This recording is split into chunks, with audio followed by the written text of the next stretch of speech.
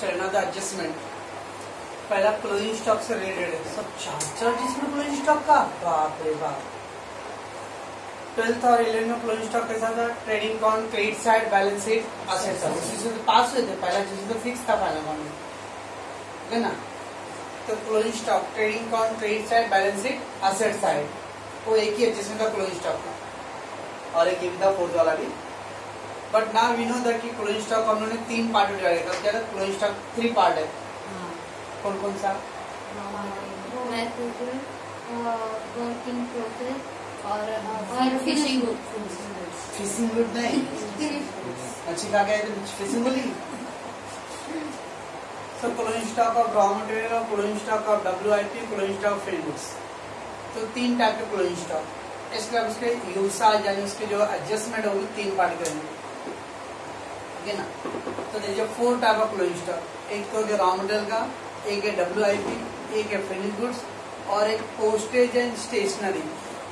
अब स्टेशनरी मान लो ये इंक बॉटल है, अब वो इंक बॉटल में एक एक नहीं लेके आऊंगा रोज कर, एटलीस्ट 10-15 रुपये में, ताकि एटलीस्ट महीने भर तो चले। That stationery. कंपनी में अलग अलग पार्टी को अलग लेटर लिखना पड़ता है, तो एनवलप क्या होता है? एनवलप, वेरी गुड, लिफाफा। तो लिफाफा, अब वो क्या दिन भर में 100 पार्टी को अलग लेटर डालना है, तो रोज के एक एक लेटर लेके आऊँ। तो बंडल ला के रखते हैं। पोस्टेज, तो उसका भी स्टॉक रहता है। तो raw material, WIP, finished goods and postage और स्टेशनरी। अब देखोगे तो क्लोजिंग स्टॉक जब भी आया इन मैन्युफैक्चर यानी 11th-13th में, वन इफेक्ट तो श्योर है, balance sheet asset side, balance sheet asset side, balance sheet asset side. तो वन इफेक्ट तो श्योर है, ओके ना। तो क्लोजिंग स्टॉक कैसा भी आए, चाहे रॉ मटेरियल का है, WIP, फिनिश्ड गुड्स और stationery, postage, one effect will be sure. What is that? Closing balance sheet asset side. तो क्लोजिंग स्टॉक का एक इफेक्ट फिक्स है, बैलेंस शीट असेट साइड। ना द अदर इफेक्ट्स, पहला manufacturing account debit side. कल मैंने manufacturing का format लिखा था, तो उसमें raw material consume, opening stock raw material, purchase raw material, less return, carriage after freight का एंड लेस क्लोजिंग स्टॉक और रॉ मटेरियल का लगे पे। क्या इसका मतलब? मैन्युफैक्चर अकाउंट डेबिट साइड में हमने क्या किया? Less from raw material consume मिला। उसमें less from raw material consume वाले पॉइंट में मैन्युफैक्चर अकाउंट देखो, स्टार्टिंग में पहले ओपनिंग स्टॉक WIP है, उसके नीचे रॉ मटेरियल कंज्यूम, उसका चौथा 5वां लाइन देखो, मिला less closing stock raw material. इसका तो रॉ मटेरियल कंज्यूम वाले पॉइंट में लेस करेंगे उसको हम, ठीक है। तो रॉ मटेरियल का क्लोजिंग स्टॉक और रॉ मटेरियल इफेक्ट क्या आएगा? Manufacture account debit side less from raw material consume and balance sheet asset side, okay. Closing stock और raw material will be posted in the dash manufacturer account debit side less from raw material consumed, ठीक। Closing stock और WIP देखो तो manufacture account में credit side में पहला line ही लिखा हूँ, बाय क्लोजिंग स्टॉक WIP, ठीक है ना। यानी मैन्युफैक्चर अकाउंट में क्रेडिट साइड और balance sheet asset side, okay. फिर closing stock of finished goods, trading account देखो, ट्रेडिंग अकाउंट के क्रेडिट साइड में लिखा हूँ, ट्रेडिंग अकाउंट में क्रेडिट का एकदम लास्ट लाइन देखो, by closing stock of finished goods लिखा हूँ। तो ट्रेडिंग अकाउंट क्रेडिट साइड और बैलेंस शीट असेट तो फिक्स है। उसके बाद क्लोजिंग स्टॉक ऑफ पोस्टेज और स्टेशनरी, तो मैंने कल प्रॉफिट लॉस अकाउंट नहीं ड्रॉ किया हूँ, बट प्रॉफिट लॉस अकाउंट में जब हम बनाएंगे profit loss account to stationery, उसमें लेस क्लोजिंग स्टॉक और स्टेशनरी। तो profit loss account debit side में लेस फ्रॉम, अगर पोस्टेज और पोस्टेज में, जैसे स्टेशनरी तो स्टेशनरी में से, ओके। तो closing stock raw material manufacture account debit side less from raw material consumed, okay. And second में balance sheet asset side. Closing stock और WIP manufacture account credit side और balance sheet asset side. Closing stock of finished goods trading account credit side balance sheet asset side. And closing stock of postage stationery profit loss account debit side less from either postage या stationery and then balance sheet asset side, ठीक है। ये था 4 type का closing stock का adjustment, ठीक। Pause करो उसको, पॉज करना अच्छे से। तो फर्स्ट जिसमें we did the closing stock से related. Now for जिसमें सब outstanding से related. दो आउटस्टैंडिंग एक्सपेंस का है, दो आउटस्टैंडिंग इनकम का है. ना आउटस्टैंडिंग एक्सपेंस क्या मतलब था? आउटस्टैंडिंग मतलब आउटस्टैंडिंग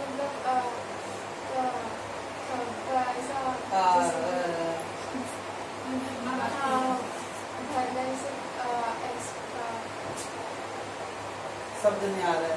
प्रीपेड एक्सपेंस आउटस्टैंडिंग या प्रीपेड की तरह ही होता है आउटस्टैंडिंग. नहीं, थोड़ा थोड़ा याद नहीं आ रहा.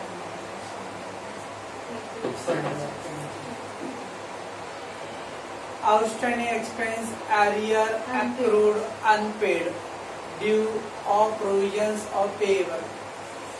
अभी लाइट बिल आ रहा है घर पे मोबाइल में मैसेज से. Due on January 4th को.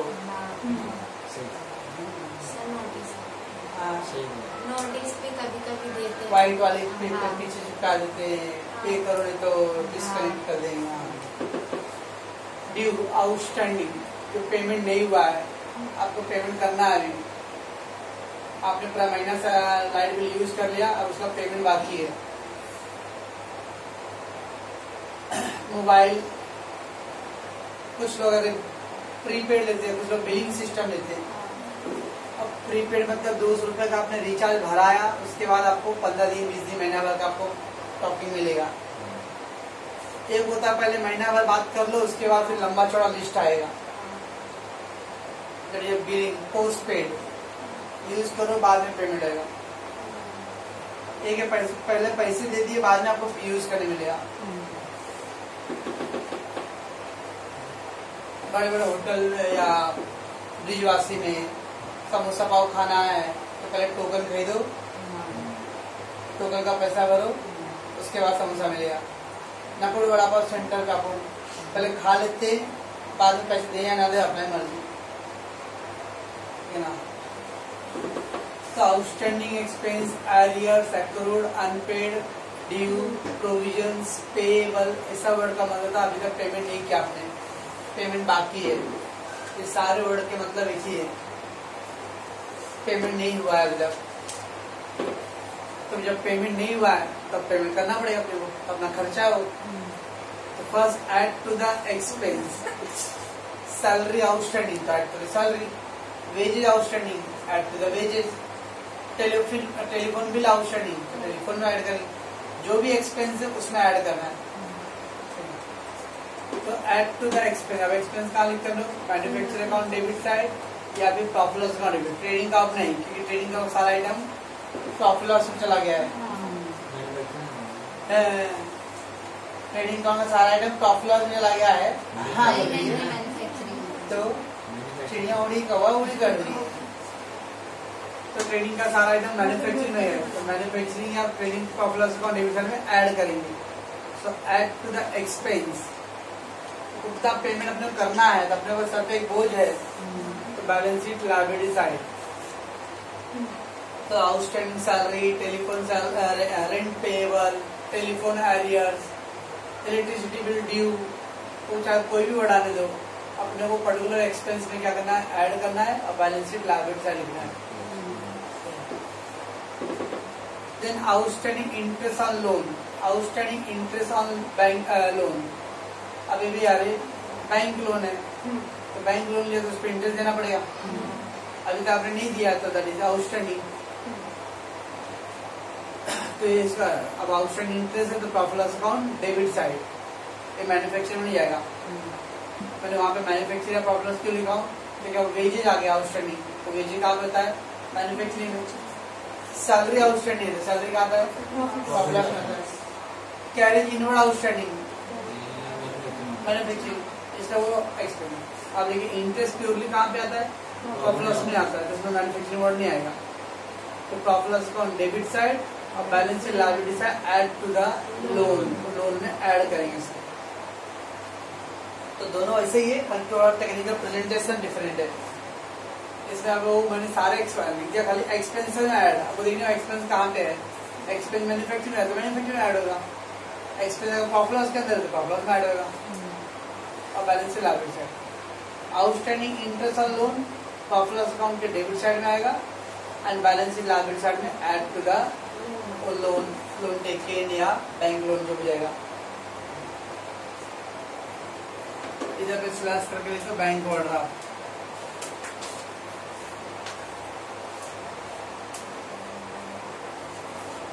बैंक लोन या बैंक ओवरड्राफ्ट।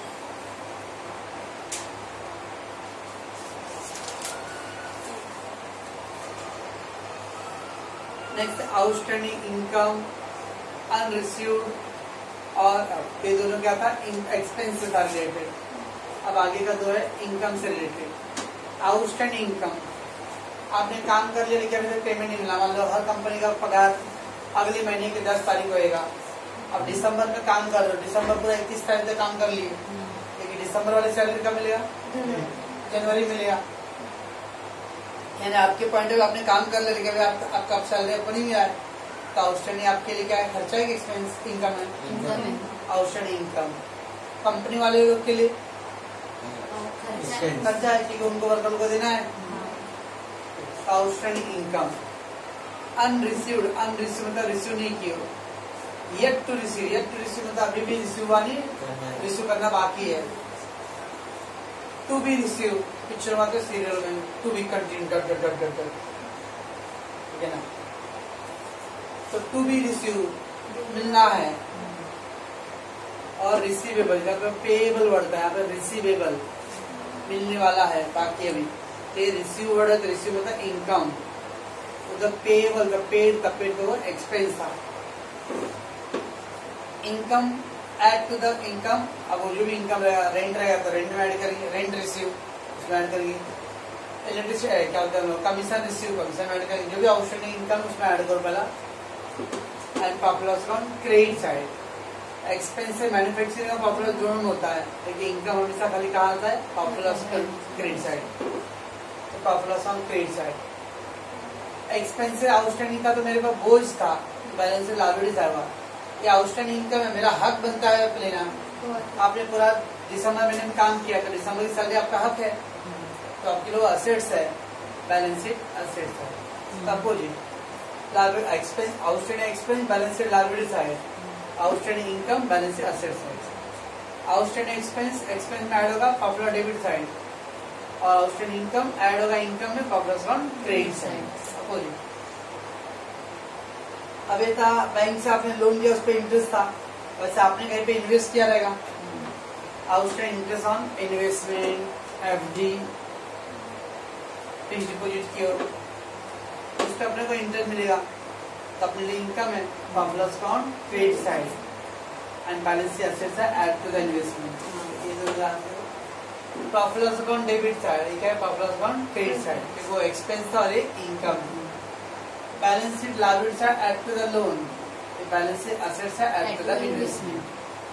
एक ही पैटर्न पे खाली फर्क है। और बैंक लोन था तो लायबिलिटी था, उस पर इंटरेस्ट अपना एक्सपेंस। ये इन्वेस्टमेंट है, उस पर इंटरेस्ट अपना इनकम है। ओके, ये चार है आउटस्टैंडिंग से रिलेटेड। तो स्टार्टिंग में उन्होंने क्या पहले क्या क्लोजिंग स्टॉक का 4, फिर आउटस्टैंडिंग का 4 हो गया ना। 2 है प्रीपेड से रिलेटेड एडवांस, प्रीपेड एक्सपेंस और एडवांस एक्सपेंस। प्रीपेड प्री यानी पहले दे दिया काम करने से पहले, एडवांस। तो इसको हम लोग क्या करेंगे? आउटस्टैंडिंग ऐड होता है तो प्रीपेड लेस होता है। Prepaid insurance less from insurance, prepaid salary less from salary, prepaid wages less from wages, तो लेस फ्रॉम एक्सपेंसेस। अब एक्सपेंस कहाँ पे आएगा? मैन्युफैक्चरिंग अकाउंट या प्रॉफिट लॉस अकाउंट। तो फॉरगेट दैट, कर लिखने आएगा जो भी एक्सपेंस रहा प्रीपेड का, उस प्रीपेड में एक्सपेंस में से क्या करना है? लेस। तो आउटस्टैंडिंग ऐड करेंगे prepaid less. Outstanding liability side आता है और prepaid asset side. Outstanding prepaid opposite एकदम। Outstanding add prepaid less, outstanding liability side prepaid asset side. Okay, then pre received income, pre received advance income. आपके majority बच्चों को full year का payment कर दिया है। अब आगे इस साल तो एटलीस्ट अभी क्या भरोसा है कि अभी क्या होने वाला आगे, ना आपको मालूम ना मुझे भी नहीं मालूम ऐसा। राइट ना। मालूम पड़ा मान लो कल को गया FY BCom का इस साल एग्जाम नहीं होगा, तो विल स्टॉप और we have to return the fee. तो मैं उसको इनकम नहीं ट्रीट करूंगा एट द मोमेंट कि मेरा मेरे को फीस मिल गया, इनकम हो गया, है ना। That is a pre received income. आपको जैसा भी जब जुलाई में जून में स्टार्ट किया क्लास में ऑनलाइन,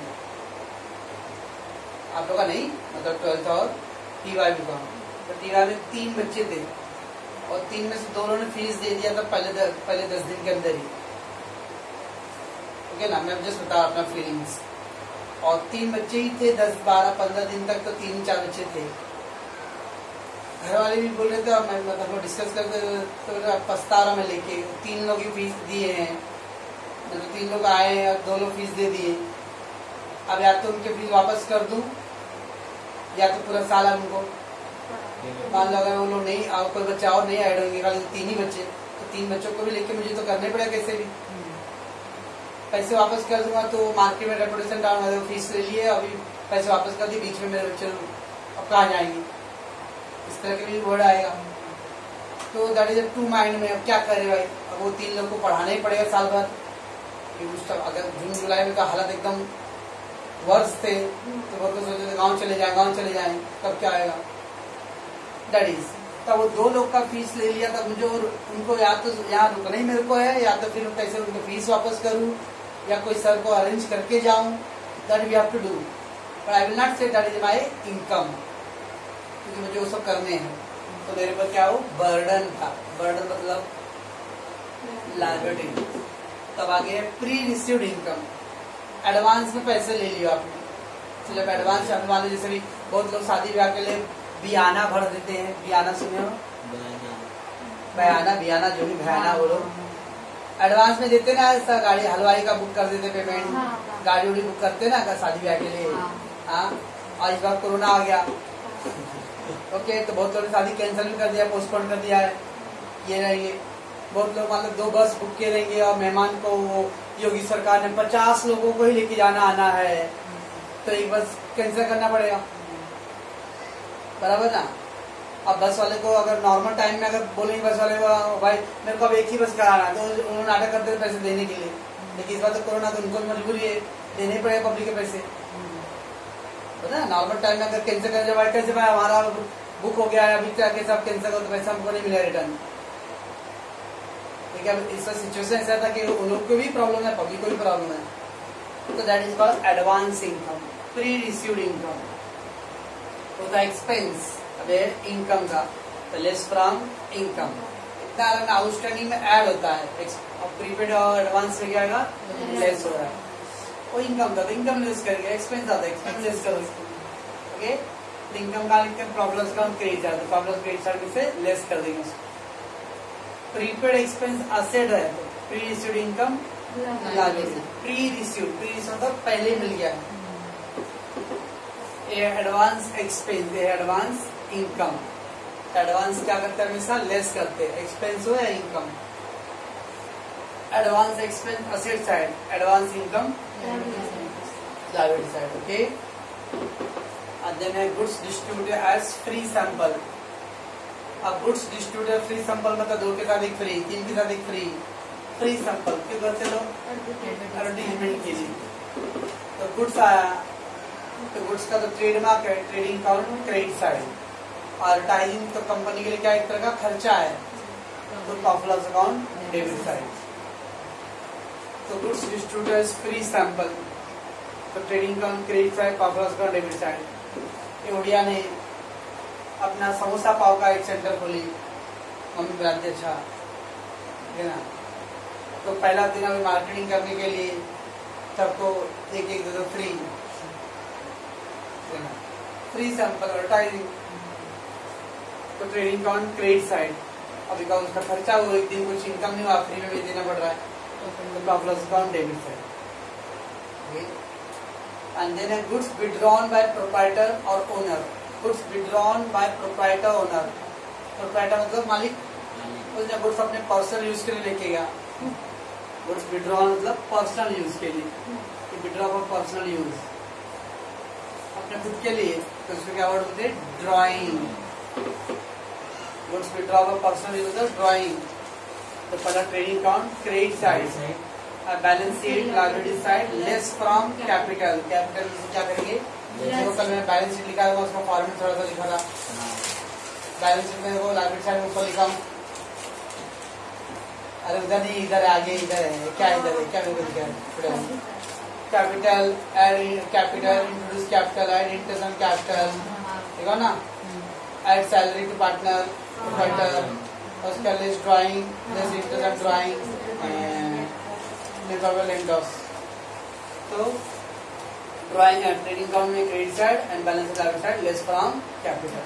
ठीक है, इसको रिकॉर्ड जल्दी काम कीजिए तो